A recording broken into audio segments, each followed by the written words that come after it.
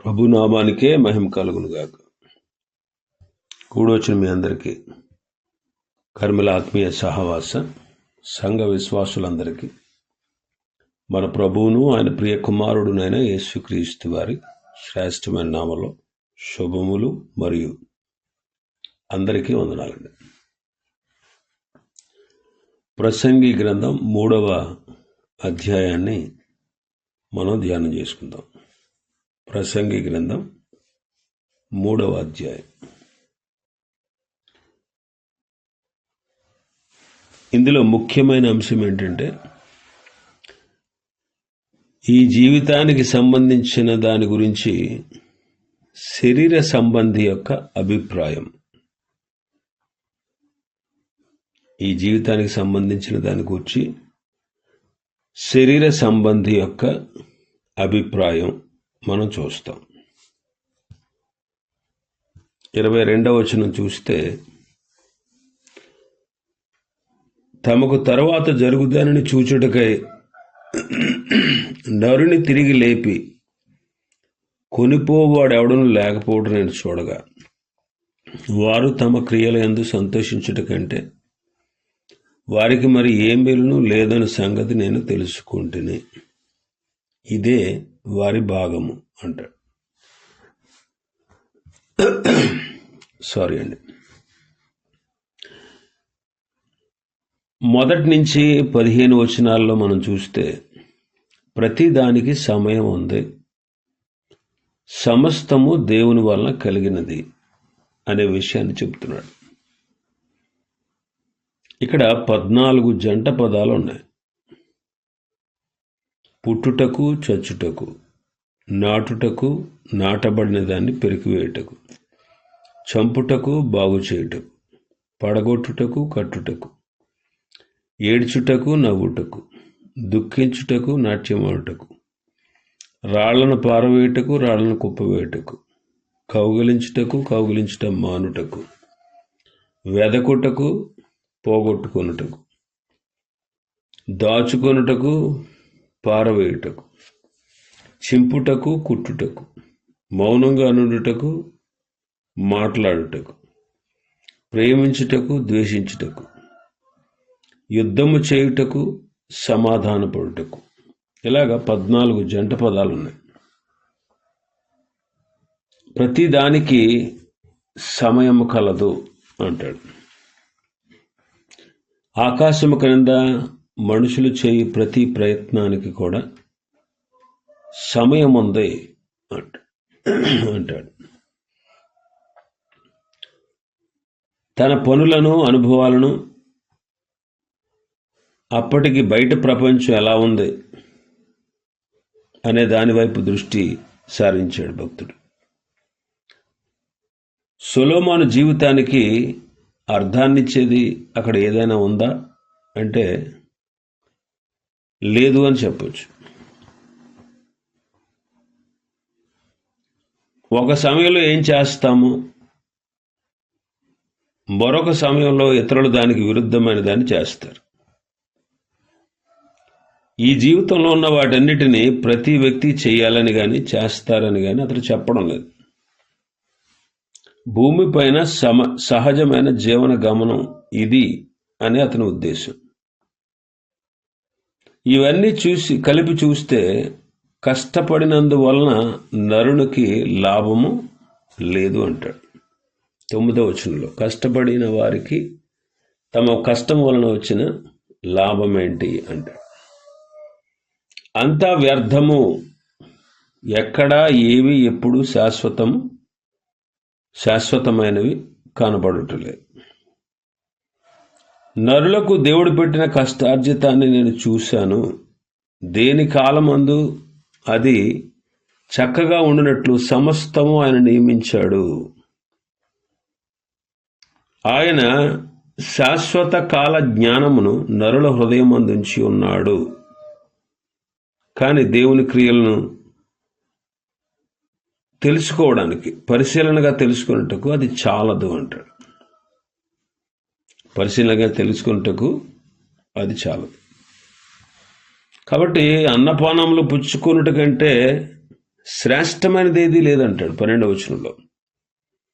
కావున సంతోషముగా నుండుట కంటేను తమ బ్రతుకును సుఖముగా వెళ్ళబుచ్చుట కంటేను శ్రేష్టమైనది ఏది నరులకు లేదని నేను తెలుసుకున్నాను. అది కూడా దేవుడిచ్చినదే అంటాడు 12వ వచనంలో. కావున సంతోషముగా నుండుట కంటేను తాము బ్రతుకు కాలము సుఖముగా వెళ్ళబుచ్చుట కంటేను శ్రేష్టమైనదేది నరులకు లేదు అని నేను తెలుసుకున్నాను. 2:24లో మనం చూస్తే, అన్నపానములు పుచ్చుకున్నట్టు కంటేను తన కష్టార్జితము చేసి సుఖపడట కంటేను నరునికి మేలుకరమైనది ఏది లేదు, ఇదియును దేవుని వలన కలుగునని నేను తెలుసుకున్నాను అంటాడు. 5:19లో మనం చూస్తే, మరియు దేవుడు ఒకనికి ధనధాన్య సమృద్ధి ఇచ్చి దాని యందు తన భాగము అనుభవించుటకును అన్నపానములు పుచ్చుకున్నటకును తన కష్టార్జితమందు సంతోషించుటకును వీలు కలుగజేసిన ఎడల అతనికి ఆ స్థితి దేవుని ఆశీర్వాదం వల్ల కలిగినదనుకోవాలి అంటాడు. కాబట్టి ఈ స్థితి ఇచ్చిన వాడు దేవుడే.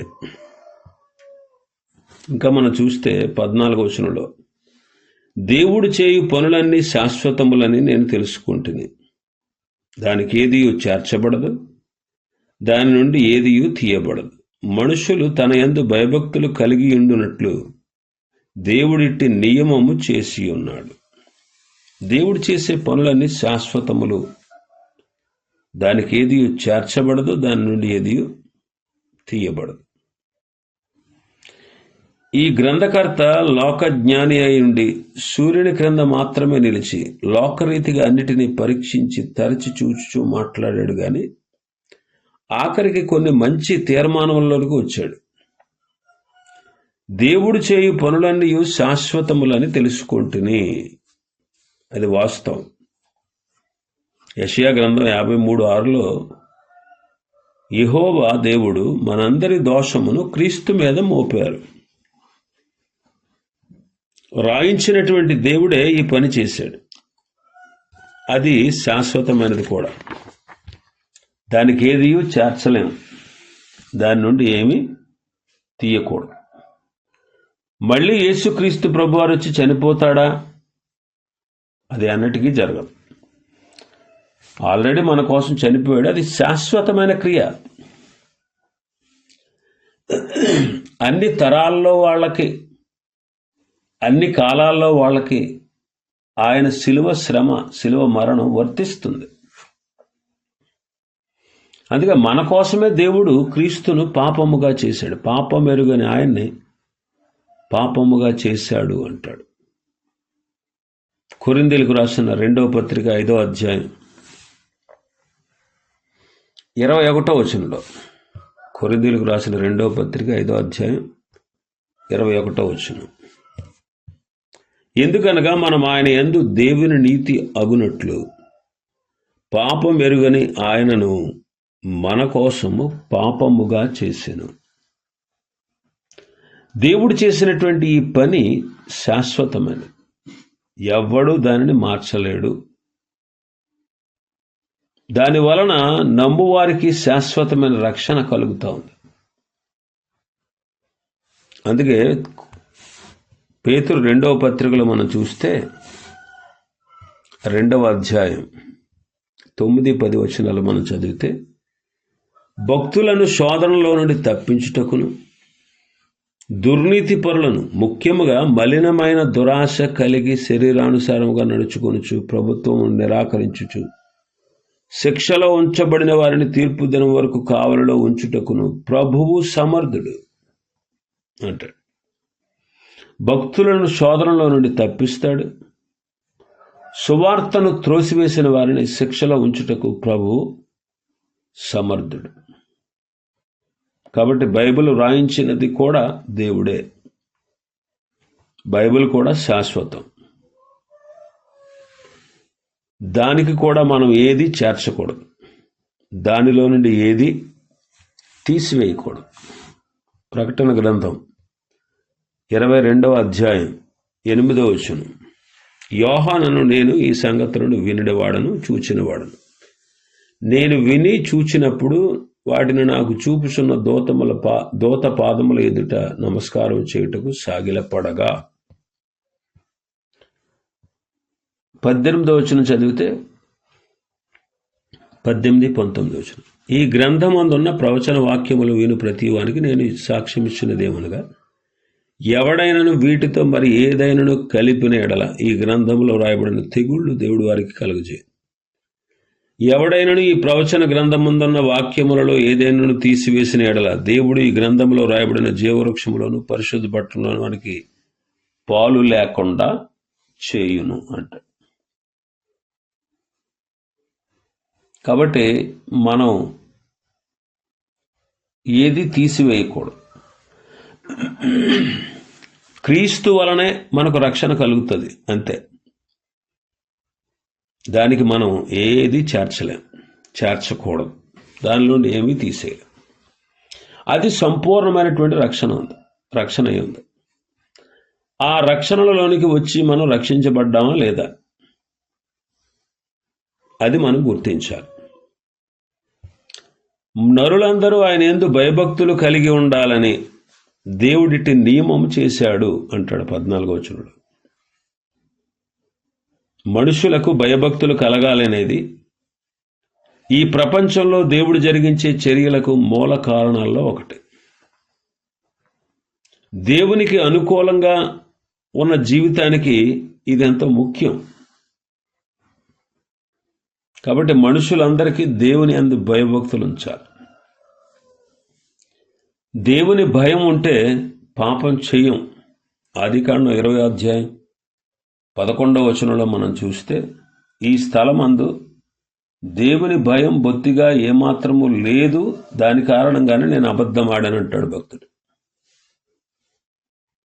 అంటే అక్కడ భయము లేదు, అందుకే పాపం ఉంది. నిర్గమకాండం 20వ అధ్యాయం 20వ వచనాన్ని మనం చదివితే,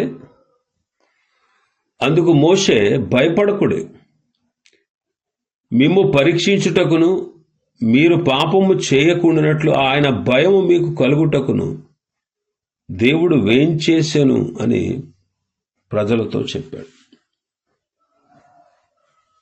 పాపము చేయకుండా ఆయన భయము మనకు కలుగునట్లు అంటున్నాడు. కాబట్టి భయం ఉంటే పాపం చెయ్యరు. ఆయన ఆజ్ఞలన్నిటిని అనుసరించి నడుచుకుంటారు. హెబ్రీ పత్రిక 12వ అధ్యాయం ప్రకారం, హెబ్రీ పత్రిక 12వ అధ్యాయం 28వ వచనం ప్రకారం, ఇందువలన మనము నిశ్చలమైన రాజ్యమును పొంది దైవ కృప కలిగి ఉందము.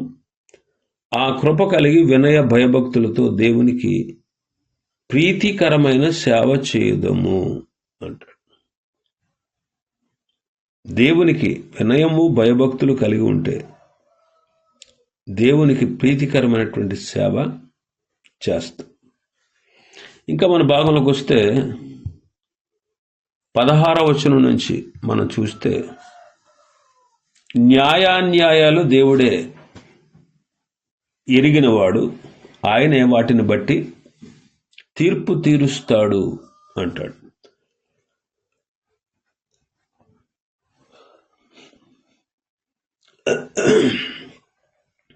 న్యాయస్థానముల యందు అన్యాయములు, పక్షపాతములు, తీర్చలేని చిక్కులు,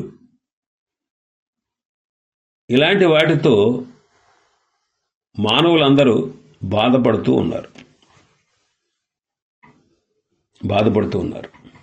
చూడండి 16వ వచనంలో, మరియు లోకమునందు విమర్శ స్థానమున దుర్మార్గత జరుగుట, న్యాయము ఉండాల్సిన స్థానమున దుర్మార్గత జరుగుట నాకు కనబడెను. ప్రతి ప్రయత్నానికి, ప్రతి క్రియకు తగిన సమయం ఉందని, నీతిమంతులకు దుర్మార్గులకు దేవుడే తీర్పు తీరుస్తాడని నా హృదయంలో నేను అనుకున్నాను అంటాడు. కాబట్టి న్యాయం ఉండాల్సిన స్థలంలో దుర్మార్గత,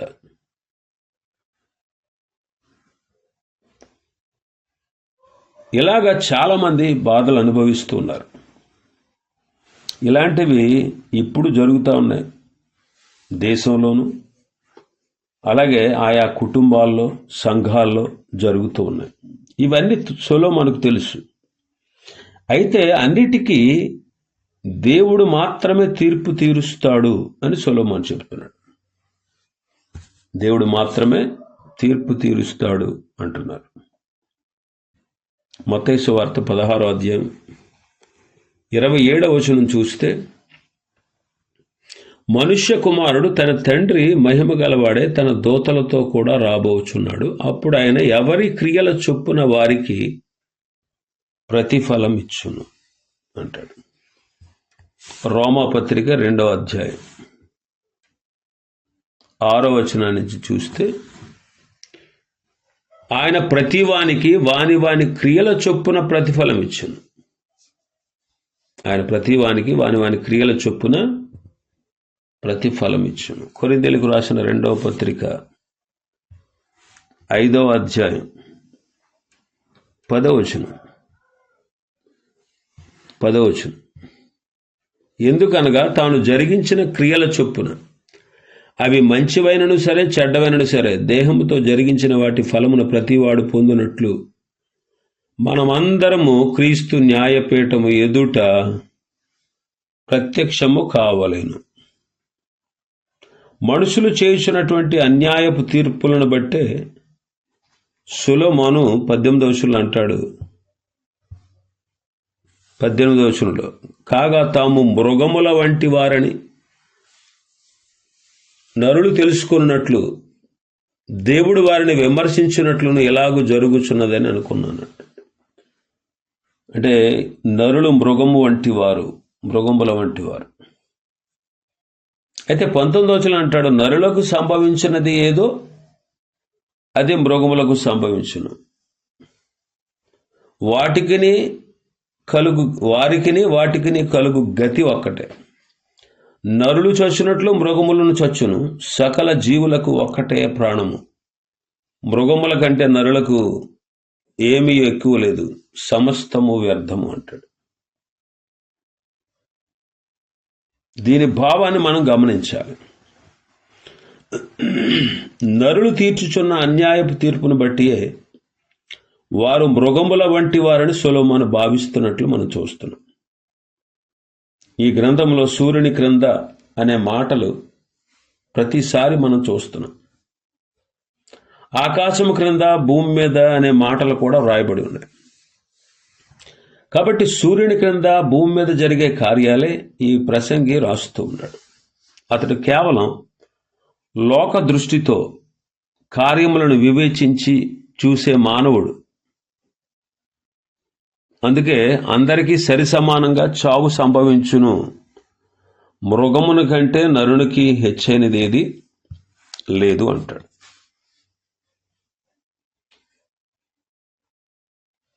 పంతొమ్మిదిలో చెప్పినట్టు మనకి అర్థమవుతుంది. నరులు చేస్తారు, గొప్పవారేమి చిన్నవారేమి, ధనికులేమి దరిద్రులేమి అందరూ చనిపోతారు.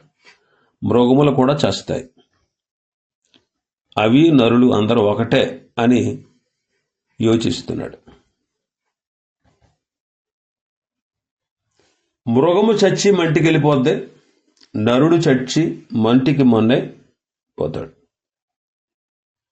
దానిలో మాత్రం ప్రసంగి ఏ విధమైనటువంటి భేదము లేదు అంటాడు. సమస్తము వ్యర్థమే అంటాడు.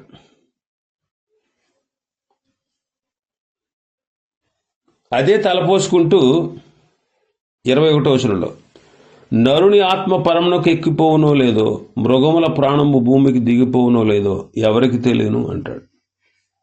అంటే నరులు ఆత్మ గలవారు అని చెప్తున్నాడు. మృగములో ప్రాణం మాత్రమే ఉంది. వ్యత్యాసం అంటే ఉన్నదే, మృగముల కంటే నరులకు ఎక్కువేమీ లేదంటున్నాడు. ఆ తర్వాత నరునికి ఆత్మ కలదు అని చెప్తున్నాడు. నరుని ఆత్మ దేవుడు దయచేశాడు. అందుకే 12వ అధ్యాయం 7వ వచనం అంటాడు, మొన్నైనది వెనుకటి వలె మొన్నైపోవును, ఆత్మ దాన్ని దయచేసిన దేవుని వద్దకు మరల పోవునని చెప్తాడు. కాబట్టి ఈ సత్యాన్ని గురించి ఆలోచించడం ఎంతైనా మంచిది. నరులు శరీరము, జీవము, ఆత్మ కలవారు అని లేఖనాలు విశేషంగా చెబుతా ఉన్నాయి. తెస్సలోనికీయులకు రాసిన మొదటి పత్రిక 5:23, హెబ్రీ పత్రిక 4:12 ప్రాణాత్మలు అనే మాటలు చదువుతాయి. అనగా ప్రాణము, ఆత్మ అనే భావం. కాబట్టి మనుష్యాత్మ సంగతి కొరింథీయులకు రాసిన మొదటి పత్రిక 2:11 చూస్తాం. కాబట్టి లేఖనాలన్నిటినీ కూర్చి సత్యాన్ని మనం గ్రహించాలి. సూర్యుని క్రింద, ఆకాశం క్రింద, భూమి మీద జరిగేటువంటి విషయాలు దృష్టించి భక్తుడు ఈ మాటలని చెబుతున్నాడు. భూమి మీద జరిగే విషయాలు చూచి తమ క్రియల యందు సంతోషించుటయే వారికి మేలు అని 21లో చెబుతున్నాడు. తమ క్రియల యందు సంతోషించుట కంటే వారికి మరి ఏ మేలును లేదని సంగతి నేను తెలుసుకుంటేనే, ఇదే వారి భాగము అంటాడు. ఇవి ఈ అధ్యాయంలో ఉన్నటువంటి విషయాలు. ప్రభు చిత్తమైతే మరొక అధ్యాయాన్ని రేపటి దినం మనం ప్రారంభించుకుందాం. దేవుడి వర్తమాన వాక్యాన్ని మన వెనుకడిలో ఆశీర్వదించునుగాక. ఆమేన్.